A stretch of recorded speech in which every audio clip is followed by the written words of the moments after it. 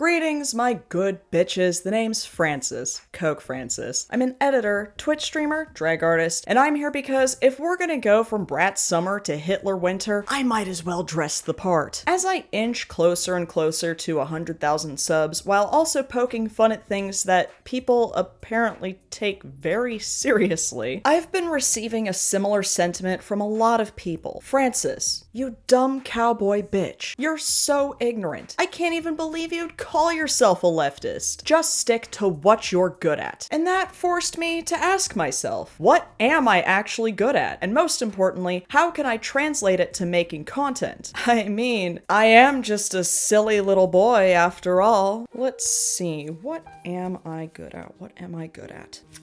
Roasting conservatives, that's pretty well-trodden ground already. Quoting Monty Python, that won't make me any money. Old Hollywood lore and trivia. Now I'll save that for parties. Thirst commenting over now dead celebrities on Instagram. Bottoming. Playing Fallout till 2 a.m. Ah, here we go.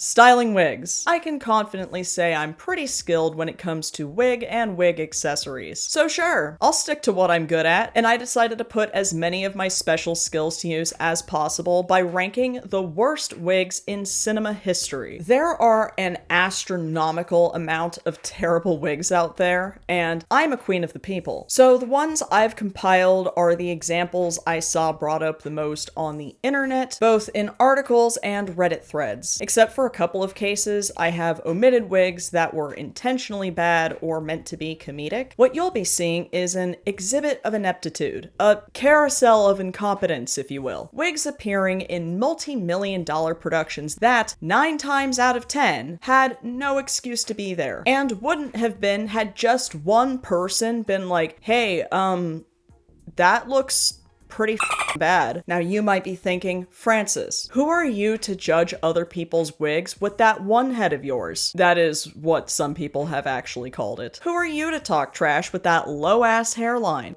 Welp, today is the day I will finally address those allegations. Forehead gate, I call it. I appreciate you all bringing attention to my small forehead, as well as its potential for serious issues in the future. We do take these accusations very seriously in the Coke Francis Extended Universe, and I will of course be taking the appropriate course of actions to rectify this situation, including, but not limited to, taking it up with God and Jesus, looking at the stock market to induce rapid onset hairline recession, and finally, ignoring y'all.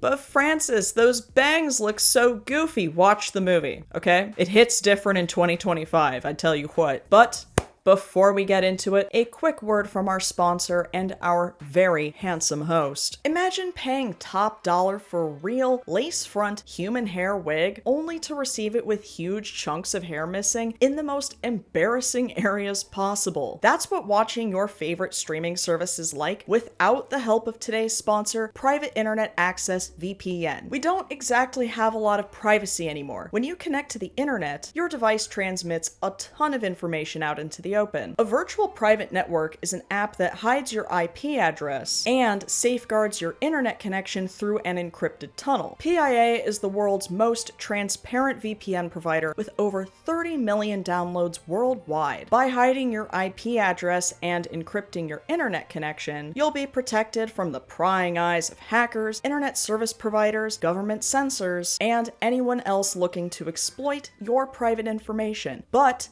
that's not all. Many websites and services limit access based on physical location, especially streaming services like Amazon Prime, Disney Plus, and Netflix. Their content libraries are based on location, meaning some shows and movies are unavailable if you're not in the right location. Just like that expensive wig you bought with huge chunks of hair missing, you paid full price for a Netflix subscription and you only get to experience a fraction of it. PIA allows you to access region-restricted content from all over the world, which means I can watch Attack on Titan anytime I want. Even though Netflix blocks it in all 50 states I live near, you'll have the option to change your IP address to 91 different countries and all 50 US states, allowing you to gain full access to these services. PIA is available for Windows, Mac OS, Android, Linux, iOS, and many more. And you can use one PIA subscription to cover an unlimited amount of devices at the same time. If you use my special link piavpn.com/QueenCokeFrancis, you'll get an 83% discount on private internet access, which comes out to just $2.03 a month. And they'll also give you an additional 4 months completely free. There's a 30-day money-back guarantee, and 24/7 customer support is available. So thank you to Private Internet Access VPN for sponsoring today's video, and now back to our regularly scheduled programming. So I've decided to retire the traditional method of using letters to rank things, because honestly, what was I thinking? Letters for learning, and therefore for nerds? In this economy? Gross. We abolished the Department of Education for a reason. Instead, I've created my own categories to more accurately rank these horror shows, and to better convey my, and your, feelings about each one. First off, we've got Y'all Are Being Drama Queens. All of the wigs we're gonna look at today are pretty bad, but some aren't quite as bad as the internet made them out to be, in my humble and astute opinion. Next category is Had I Been There, Wouldn't Have Gone Down Like That. These are wigs that, had I been there on set, I could have probably fixed or at least made look somewhat more presentable. It's also inspired by this legendary interview from one of the worst people. Wahlberg, who was in fact scheduled to be on American Airlines Flight 11 the morning of September 11th, said,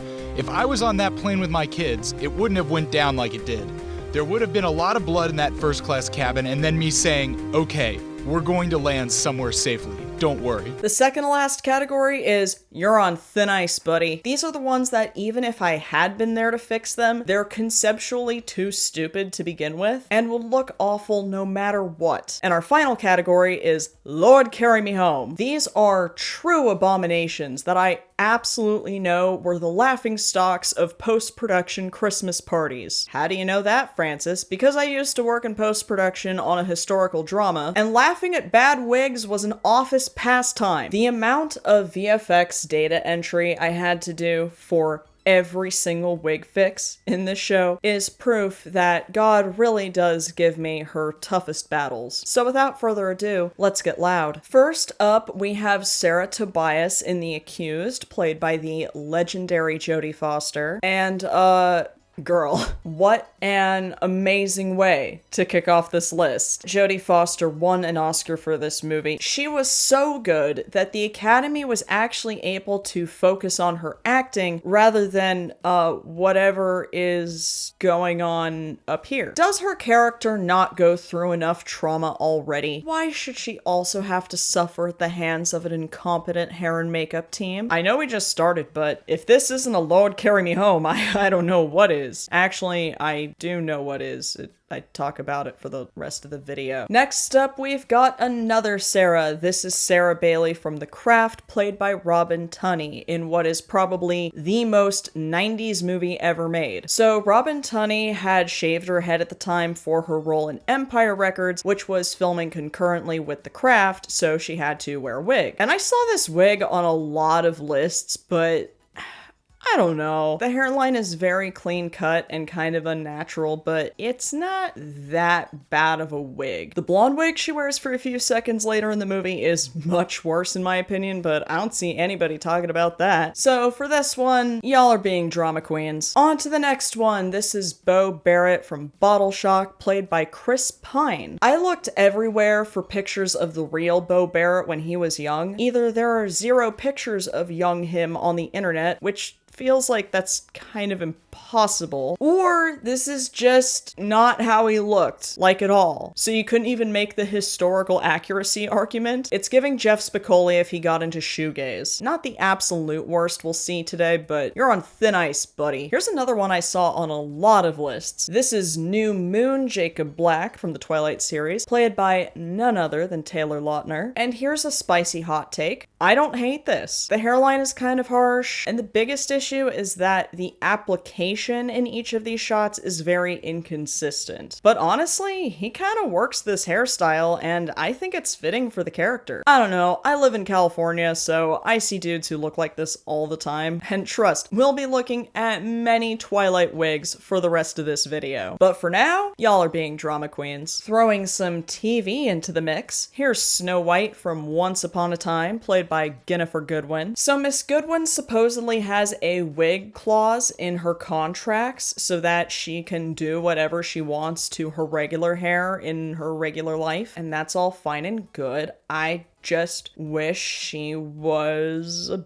bit pickier about these wigs. And this one made me snort out loud, but I think I could fix it, especially considering it looks pretty okay in these other shots. Start off just by brushing it, period, rather than just tossing it on her straight out of the bag. Go into the lower layers and take a razor to each section like Brad Mondo is doing here. I know Snow White doesn't have bangs, but she also doesn't have a sword either, so maybe give her some bangs to cover up that super harsh hairline. I don't know, had I been there, I bet it wouldn't have gone down like that. Next up, here's another TV entry. It's Flashback Dexter from the show Dexter, played by Michael C. Hall. This one is so funny to me because they literally just put a floppy wig on him and were like, "Ha-cha! Young Dexter! No one will ever notice." Even the teenagers who witnessed the Nazis march into Paris didn't look this old. So it's mostly the laziness of this decision that's the most hilarious aspect of this. But I also went to middle school in 2007 and I saw people who had real hair that looked like this. Either way though, he's on thin ice. Here's another Twilight entry. This is Bella Swan, specifically in Eclipse, played by bi icon Kristen Stewart, who I want to like. I really do. I'm trying. Anyway, this is another wig with a kind of unnatural hairline, but I don't think it's as bad as everyone is saying it is. I think the rest of the movie is bad. The Twilight movies are exceptionally terrible, so every wig is just bad by association. But compared to some Twilight wigs we'll be looking at later, y'all are being drama queens. Next up, oh for Christ's sake, here's Storm from X-Men, played by the transcendent Halle Berry. Look how they massacred my girl. She played Storm in 4 X-Men movies, and they got her wigs right exactly 0 out of 4 times. They're all terrible, but I don't even know where to start with this one. The shiny, plastic, Halloween-y sheen to the hair, the public relations bangs, no effort put into styling it at all. They literally just took it out of the bag and unceremoniously tossed it onto the esteemed head of one of my first crushes. God, that pisses me off. Lord, carry me home. This next one, okay, so I've seen The Godfather a bunch of times, right? We all have. I just quoted it in the last paragraph. I've written stand-up bits that reference this movie. How did I miss this?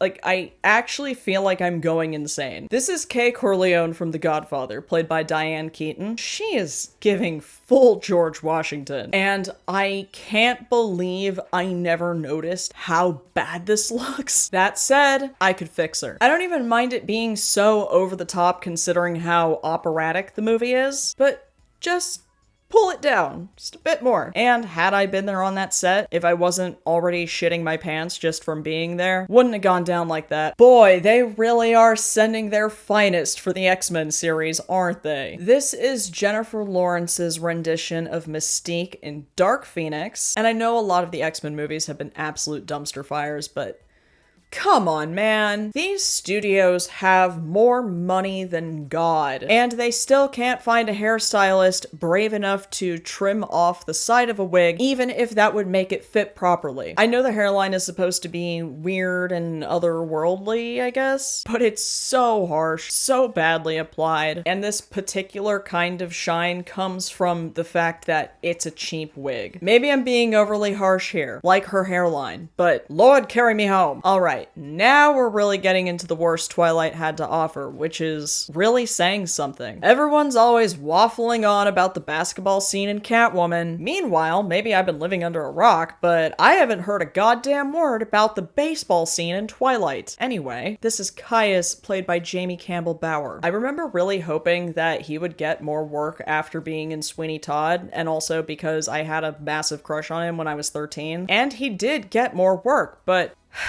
not like this, Jamie. Not like this. I really want to know how it's possible for a wig to have bad roots. Unless it was dyed, in which case it was dyed badly. I'm guessing the hair team went HBO dumpster diving every time Game of Thrones had to downsize on the Targaryen PD. Every single wig this guy wears is awful, and buddy, you're on some thin ice. Next up, more selections from Society's vampire era. This is Alina from Vampire Diaries, played by Nina Dobrev. Are these hair and makeup teams just like allergic to lace front wigs or something? For those not in the know, lace front wigs are usually preferable because placing the lace in front of your hairline makes it look much more natural and like the hair is actually coming out of your head. I'm not wearing a lace front today because this has bangs, so it doesn't matter, but I usually do. And unfortunately, my wig lines are still visible a lot of the time because I'm pale as shit. Anyway, this is definitely the worst of the wigs Nina wore on the show, and I think that had I been there on set that day, it wouldn't have gone down like that. This next one is from an absolutely unbelievably offensive catastrophe called The Brittany Murphy Story, which premiered on Lifetime, with Amanda Fuller playing Alicia Silverstone. Now, from the stills I've seen from the rest of the movie, her wigs probably would have ended up in the y'all are being drama queens or wouldn't have gone down like that categories. But since I refused to watch this garbage, someone on Reddit was kind enough to find this scene with this wig, and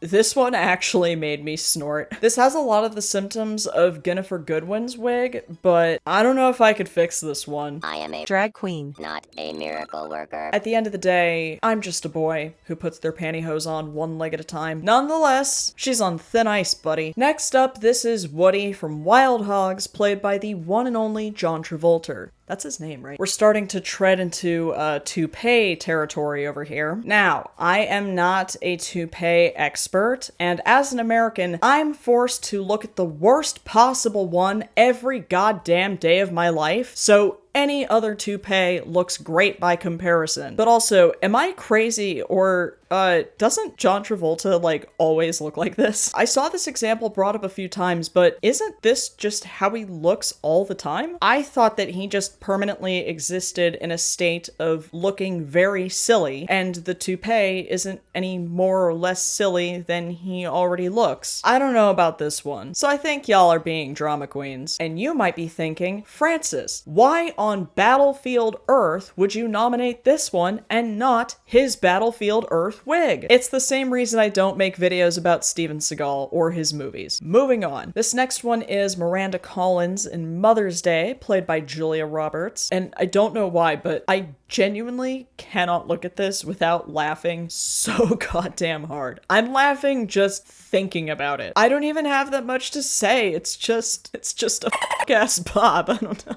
Oh, God, I need help. I think I literally need the Lord to carry me home right now. Next up, this might be from the golden age of Hollywood, but that doesn't mean that they were immune to some bad wigs. Because we've got a twofer here with Rosalie and Jenny from Beyond the Forest, played by Bette Davis and Donna Drake, respectively. Most people cite Bette Davis's wig as being the worst here, but whatever's going on back here is pretty concerning as well, at least in this shot, but they should be easy fixes. Again, just pull them down. Just a little. Benny's wig looks like a lace front at least. Can't necessarily say the same thing for Miss Drake's wig. Either way, had I been there, probably wouldn't have gone down like that. Here's a look from the man allegedly somewhat responsible for those abominations in the new Snow White movie. This is Renault from The Boss, played by none other than Peter Dinklage. Now, I was on the fence about including this one because this movie is supposedly a comedy. That's a reach if I ever heard one. So I'm guessing the hair looks silly on purpose. Listen, you got Melissa McCarthy starring in your 2016 comedy. Someone or some things gotta do the heavy lifting around here. But also, a sort of silly wig is not, and I cannot possibly express this to you more, going to save a comedy starring Melissa McCarthy. So you're on thin ice, buddy. Next up, we've got Ghost Rider from the movie Ghost Rider, played by our favorite boy, Nicolas Cage. Again, I'm not a toupee expert, but I think the biggest problem with this is that the application is very inconsistent. At times, it looks perfectly fine, in my opinion. And at other times, it looks like Jodie Foster's wig that made the Lord carry me home. And that seems to be an issue with a lot of these examples. I would argue that the movie Ghost Rider is much worse than this hairpiece, but you know what? Had I been there, probably wouldn't have gone down like that. Moving on, you know her.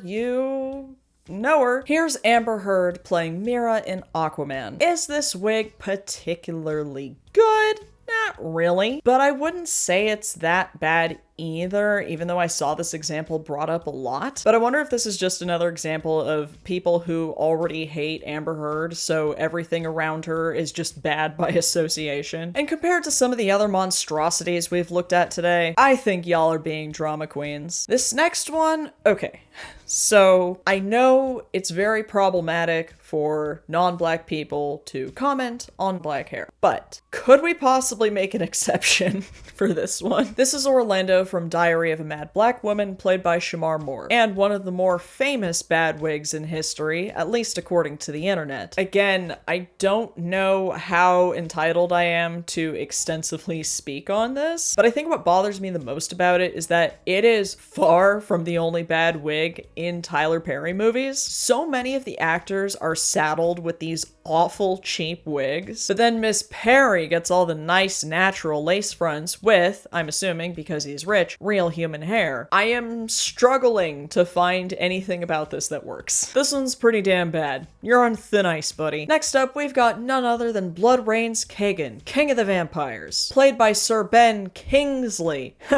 Get it? Imagine being knighted and then starring in Blood Rain 3 years after that. And not only starring in Blood Rain, but wearing this. What in the shitting hell is going on here? God, I am absolutely fascinated by how truly inept of a filmmaker Yui Boll is. It's giving Woody from Toy Story if Andy's departure had added 40 years to his hairline. I don't even think this is hair, to be perfectly honest with you all. That is a large Lego hairpiece that they snapped onto Sir Kingsley's head, and you cannot convince me otherwise. Lord carry me home. Here's a fun one. This is Lorene from Brokeback Mountain, played by the incomparable Anne Hathaway. If you had never seen this movie, but vaguely knew the premise and saw this wig out of context, you'd probably assume that the movie's about how necessary it is to have gay friends. It's giving We Have Dolly Parton at Home. Here's the thing though, I kind of love this wig, but like in the context of drag, not a movie that made me bawl my eyes out. And her day drag wig might be even worse. But hey, if there's one thing I know a thing or two about, it's drag hair. So maybe, had I been there on set, wouldn't have gone down like that. We've got another twofer, folks. It's Susan and Sharon from the original Parent Trap all the way back in 1961, played by Haley Mills. Hair team had a 50-50 shot of getting just one of these right. After all, it's the same girl playing two characters. How hard could it be? Extremely, apparently. Maybe I'm overreacting, but I hate these. Forget reuniting the parents. Both need to lose custody after authorizing these nightmares. I'm having a hard time deciding which one is worse.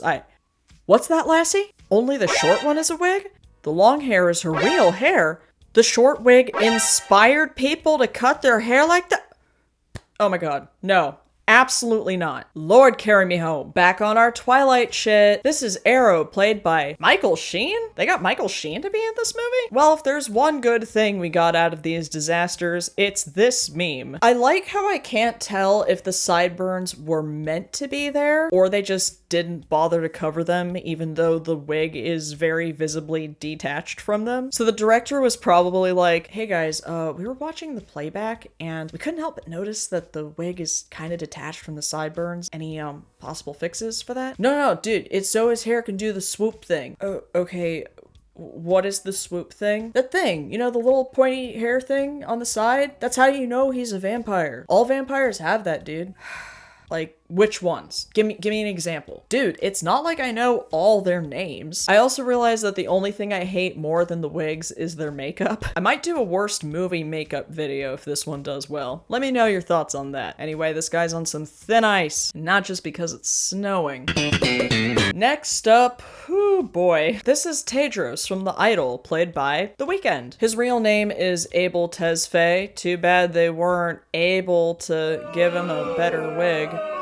I was also on the fence about using this one because, as Tesfaye explained, it's supposed to look dumb because the character is supposed to be sleazy and pathetic. But it's so funny. It's so goddamn funny. It's kind of like the Julia Roberts wig where I can't even think about it without cracking up. From the front, it's giving Mickey with no ears. It's giving Steven Seagal when he uses shoe polish as hair dye. It is hilarious. So yeah, I know it's supposed to be bad, but I can't look at it without asking the Lord to carry me home. So this next wig is the one that my very super secret and exclusive Discord suggested I wear for this video. But you see, I have a reputation to maintain. This was one of the most widely cited examples I came across. It was on every list and every Reddit thread. This is none other than Sam Winchester from Supernatural, played by Jared Padalecki, in a scene where he's supposed to look older, but just looks